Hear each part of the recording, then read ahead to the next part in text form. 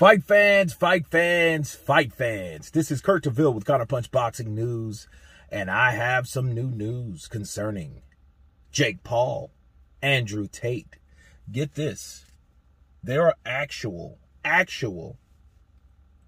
negotiations and talks for these two to finally get it on. You know, Jake Paul, YouTuber, recently fought Anderson Silva. Good fight. Andrew Tate, former kickboxer, former MMA guy, also YouTuber, blogger. I don't know when he had his last fight, but he doesn't fight now. Now, he's obviously he still trains, he stays in shape or whatnot, but what type of shape is he really? You know, Andrew been calling out Jake Paul for the longest, and I think Jake Paul now is interested in a fight. You know, we look at the fight itself. Jake Paul, 6-0, I believe, 4 KOs, something like that.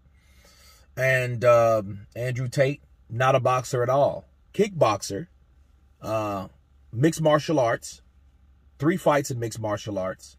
How many fights? Maybe 20 some odd fights, 9 losses. Okay. Kickboxing wise, I've seen him knocked out cold once before. You know, tall guy. What do I think of it? Jake Paul will knock him out.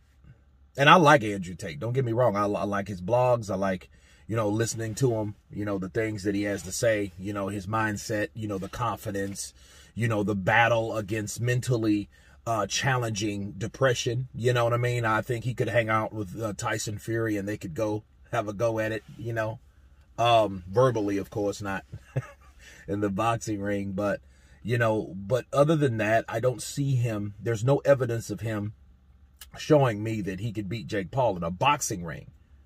Now, this was kickboxing, mixed martial arts. Yeah, his ass is grass because he has elbows, he has, you know, kicks, knees.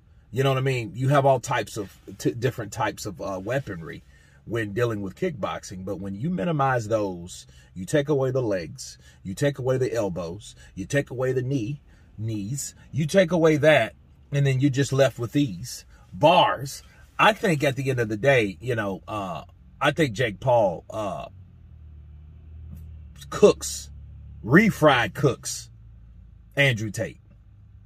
Because for a lot of reasons, Andrew Tate's tall. You see him, he has this long neck, and he shows you, like, look, and maybe that's that confidence thing, his neck's up in the air like that, but you can't do that shit in the ring.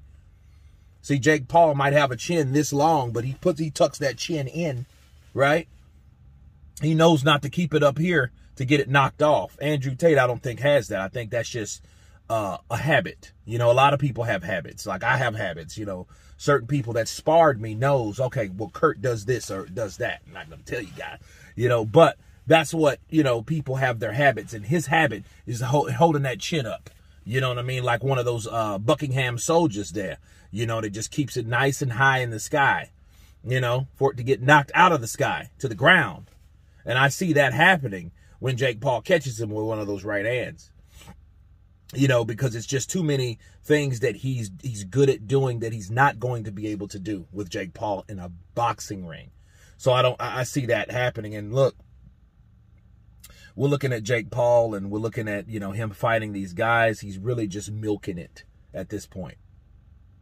Because, see, if he was going to fight Andrew Tate, he should have fought Andrew Tate before taking on someone like Anderson Silva. See, Anderson Silva actually has boxing, you know, ability.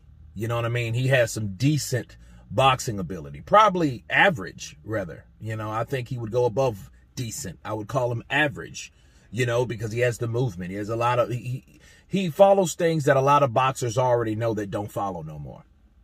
Right? So, I think this is not ideal for Jake. And if he does, and if that is the next fighter, yeah, the buildup would be good because they're going to talk a lot. They're bloggers, they're YouTubers, you know, they verbally attack people. You know what I mean? You look at Andrew Tate, he talks real fast like this. You know what I mean? Everything he says is on point and on, you know, clicking.